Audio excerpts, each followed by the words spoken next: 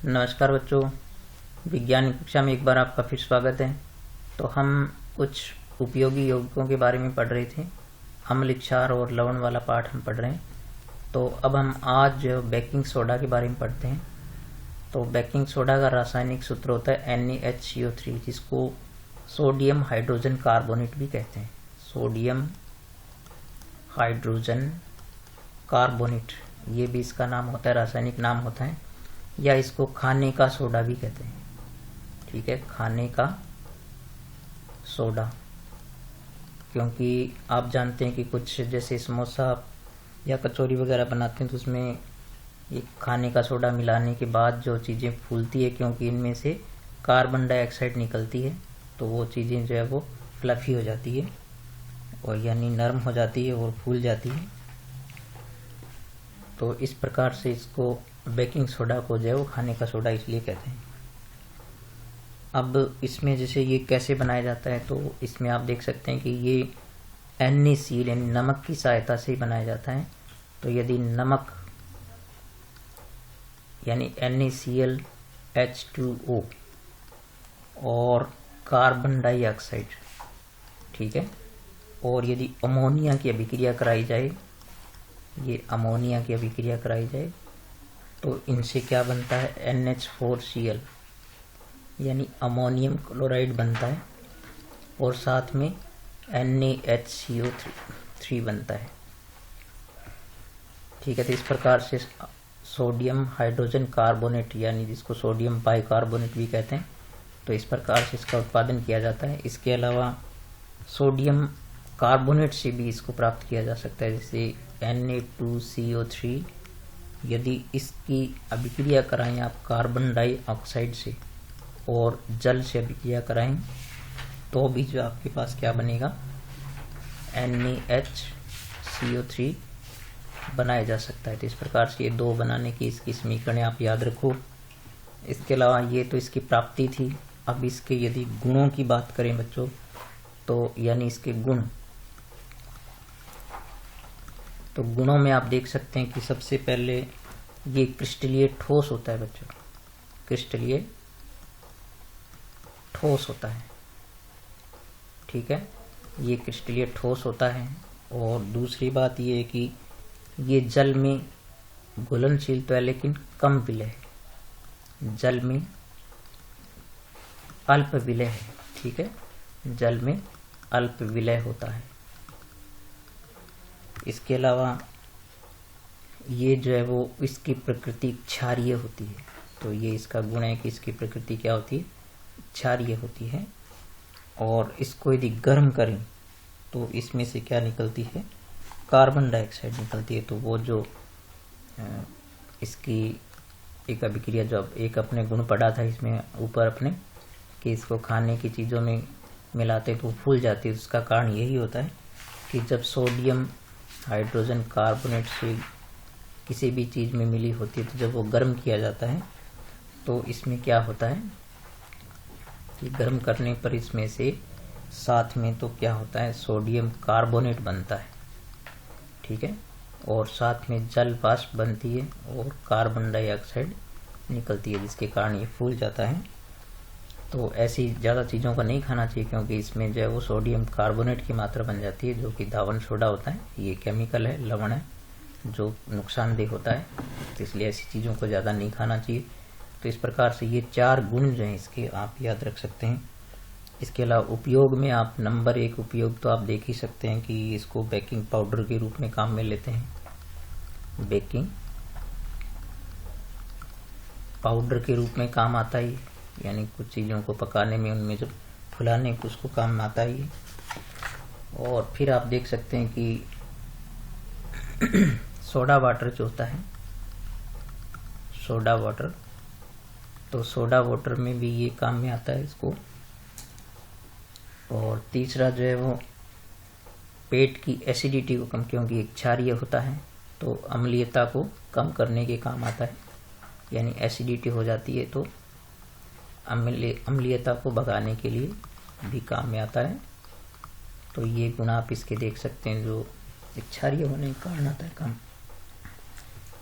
फिर ये जो है वो एक इसका उपयोग है, इसका चौथा उपयोग मंद, ये जो प्रतिरोधी होता है, ठीक है, मंद प्रतिरोधी के रूप में, यानी माइल्ड एंटीसेप्टिक के रूप में भी काम आता है। ये एंटीसेप्टिक आप जानते हैं कि जैसे घाव वगैरह भरने के लिए तो इसको एंटीसेप्टिक के रूप में भी काम में लेते हैं। इसके अलावा जो अग्निशमन यंत्र होते हैं, ठीक है, जो आग बुझाने वाला यंत्र होता है, अग्निशामक यंत्र जो होता है, अग्निशामक यंत्र जो होता है उसमें भी ये काम आता है केमिकल के रूप में, और अग्निशामक यंत्रों में। और इसके अलावा प्रयोगशाला में आपको पता है ये सब चीज़ केमिकल हैं, तो अभिकर्मक के रूप में भी ये काम में आता है, ठीक है।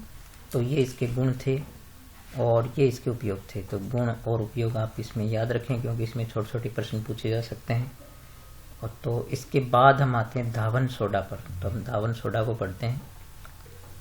तो धावन सोडा जो इसका रासायनिक सूत्र होता है बच्चों Na2CO3.10H2 होती है। इसमें 10 हाइड्रेट अणु होते हैं, इन जल के 10 अणु इसके अणु के साथ जुड़े रहते हैं। तो इसको धोने का सोडा भी कहते हैं, इसलिए इसको धावन सोडा नाम आता है। तो इसको जो है वो सोडियम हाइड्रोजन कार्बोनेट होता है NaHCO3, जब इसको गर्म किया जाता है तो Na2CO3 plus H2O plus CO2 बनता है। ये समीकरण हमने अभी पढ़ी थी, सोडियम हाइड्रोजन कार्बोनेट में भी पढ़ी थी। तो ये जो है यहाँ पर ये शुष्क ये धावन सोडा बनता है। तो इसको जब पानी में घोला जाता है तो Na2CO3 प्लस 10H2O अणु इसके साथ जुड़ जाते हैं और क्या बन जाता है ये Na2CO3.10H2O। इसमें 10 हाइड्रेट अणु जो इसके साथ जुड़ जाते हैं, तो इस प्रकार से ये बनता है धावन सोडा। तो ये तो इसकी प्राप्ति थी, यानी क्रिस्टलीकरण के द्वारा जो ये अभिक्रिया संपन्न होती है। तो अब इसके गुणों की यदि बात करें तो इसके गुणों में आप सबसे पहले देख सकते हैं कि ये श्वेत होता है और क्रिस्टलीय ठोस होता है, क्रिस्टलीय ठोस होता है। तो इनके गुणों को आप याद रखें, क्योंकि छोटे छोटे प्रश्नों के रूप में इसके गुणों को या किसी भी गुणों को पूछा जा सकता है किसी भी पदार्थ के। और जल में घुलनशील होता है, यानी जल में विलय होता है। और नंबर 3 ये इसका भी विलयन जो है वो क्षारीय होता है, ठीक है। और नंबर 4 हम देखें तो ये जो है वो गर्म यदि इसको करेंगे अपने, तो ये अपने जो जल हाइड्रेट अणुओं को ये त्याग देता है और शुष्क सोडा बनाता है, ठीक है। तो जैसे Na2CO3.10H2O जो होता है, इसको यदि आप गर्म करेंगे तो Na2CO3 शुष्क सोडा प्राप्त होगा और 10 जल के अणु जो है वो वाष्प होकर के निकल जाएंगे। तो ये इसके गुण थे। अब यदि इसके आप उपयोग की बात करें तो उपयोग में जो है वो आप देख सकते हैं कि ये धुलाई में सफाई में काम आता है। नंबर 1 धुलाई या सफाई में काम आता है, ठीक है, इसलिए इसको धावन सोडा भी कहते हैं।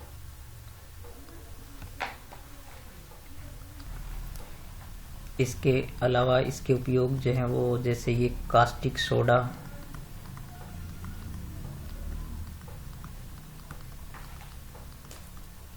कांच और बेकिंग पाउडर, ठीक है, बेकिंग पाउडर आदि बनाने के काम आता है। और नंबर 3 अपमार्जक के रूप में भी इसको काम में लेते हैं। अपमार्जक यानी धुलाई के रूप में इसको काम में लेते हैं। इसके अलावा कागज उद्योग में भी कागज बनाने के या रंग रोगन बनाने के उद्योग के रूप में या फिर वस्त्र उद्योग में इसको काम में लेते हैं, ठीक है। वस्त्र उद्योग में ये काम में आता है। तो आप ये चीज़ें एक दो बार सुनोगे तो आपको याद हो जाएगी। इसके अलावा ये जो है वो चूँकि ये केमिकल है इसलिए अभिकर्मक के रूप में प्रयोगशाला में काम में आता है। तो ये चीज़ें आप याद रखें इसके उपयोग। अब हम पढ़ते हैं प्लास्टर ऑफ पेरिस। तो आप इनको एक दो बार सुनेंगे तो ये चीज़ें आपको याद हो जाएगी, लिख कर याद करें इनके सूत्रों को, समीकरणों को। और अब हम पढ़ते हैं प्लास्टर ऑफ पेरिस। ठीक है, तो plaster of Paris, plaster of Paris, plaster of Paris जो इसका फॉर्मूला होता है CaSO4.2H2O। ठीक है, इस 1/2 2H2, हाफ H2 होता है इसमें। तो ये प्लास्टर ऑफ पेरिस का फॉर्मूला हो गया। तो इसको जो है वो कैल्शियम सल्फेट का अर्ध हाइड्रेट भी कहते हैं, क्योंकि आधा अणु तो वैसे नहीं होता कभी, लेकिन चूंकि क्या होता है कि 2 कैल्शियम सल्फेट अणुओं के साथ एक अणु जुड़ा रहता है, तो एक के साथ आधा हो गया, इस प्रकार से इसको दर्शाया जाता है। तो इसको क्या है कि जब कैल्शियम सल्फेट होता है, जिसको चूना कहते हैं, तो यानी जिप्सम कहते हैं, जैसे CaSO4। ठीक है, इसमें क्या होता है कि 2H2O होता है जिप्सम के साथ, 2H2O। तो ये होता है जिप्सम, जो बीकानेर के आसपास खानों में बहुत नागौर वगैरह में निकलता है। तो इसको जब गर्म करते हैं तो क्या होता है, यानी CaSO4.2H2O। जब इसको गर्म करते हैं 393 केल्विन ताप तक जब गर्म करते हैं, तो क्या होता है कि 2 कैल्शियम सल्फेट आयनों के साथ जो है वो एक H2 अणु रह जाता है, तो और प्लस में 3H2O ये निकल जाते हैं। तो यहाँ से जो है वो 2 इसके अणु होंगे, तो 2 दूनी 4 हो गए, तो 4 में से 1 ये हो गया और 3 ये हो गए, तो एक अणु 2 के साथ रह जाता है। तो इसको यदि अपने दिखाएं तो इसको इस प्रकार से दर्शाया जाता है, यानी 1 के साथ आधा हो गया, तो इस प्रकार से ये हो गया POP। तो इसको बोलते हैं POP, ये वाला। ठीक है, तो ये इस प्रकार से POP का निर्माण किया जाता है। और फिर इसके यदि गुणों की बात करें अपने, तो गुण जो है इसके, नंबर 1 इसके क्या गुण है कि ये श्वेत होता है और ठोस होता है। ठीक है, सफेद होता है, श्वेत, ठोस और चिकना होता है। ठीक है, और नंबर 2 इसमें आप देख सकते हैं कि ये जो है वो यदि आप पानी में घोलेंगे तो 15 से 20 मिनट में पानी में घोलने पर क्या होता है, जम जाता है। ठीक है, तो इसलिए POP जो काम में ली जाती है आप जानते हैं। इसके अलावा जो है इसको समीकरण से भी अपने समझ सकते हैं, जैसे कैल्शियम सल्फेट। तो इसमें आप जानते हैं कि 1/2 H2O। तो इसमें क्या होता है कि जब इसको पानी के साथ घोलते हैं, H3H2 पानी के साथ घोलेंगे, तो क्या हो जाएगा, कैल्शियम सल्फेट जो वो इस प्रकार से ये जिप्सम के रूप में वापस व्यवस्थित हो जाता है। तो इस प्रकार से ये जम जाता है। तो इस प्रकार से ये POP जो है वो जब दीवारों पर की जाती है तो इस प्रकार की अभिक्रिया होती है। और इसके उपयोग की बात करें तो उपयोग में जो है वो नंबर 1, ये जो है वो आपको पता है कि जब कोई फ्रैक्चर होता है, हड्डियां वगैरह टूटती है, तो उसको बांधने के काम आता है, हड्डियां जोड़ने के प्लास्टर में। ठीक है, तो प्लास्टर बांधा जाता है, तो इसको ही बांधा जाता है, ये काम में आता है। इसके अलावा इसको आप जानते हैं कि पुताई के रूप में दीवारों वगैरह पर, भवनों वगैरह पर काम में लेते हैं। फिर आप देख सकते हैं कि दांतों में जो भराई की जाती है दंत चिकित्सा में भी, तो जब दांतों में छेद हो जाते हैं तो दंत चिकित्सा में इसको काम में लेते हैं, इसको चूने को भरा जाता है उसमें। और इसके अलावा इसकी मूर्तियां बनाई जाती है। तो ये इसके सामान्य उपयोग आप देख सकते हैं। और इसके अलावा जो वो ये चूँकि हीट रेजिस्टेंट होता है, इसलिए अग्निशय पदार्थों के रूप में भी इसको काम में लिया जाता है। तो ये थे इसके उपयोग। और इसके तो हमने जितने जो 6-7 यौगिक दिए थे वो हम पढ़ चुके हैं। अब नेक्स्ट वीडियो में बच्चों आपको जो है वो साबुन और अपमार्जक को बता करके यह पाठ अपने पूर्ण करेंगे।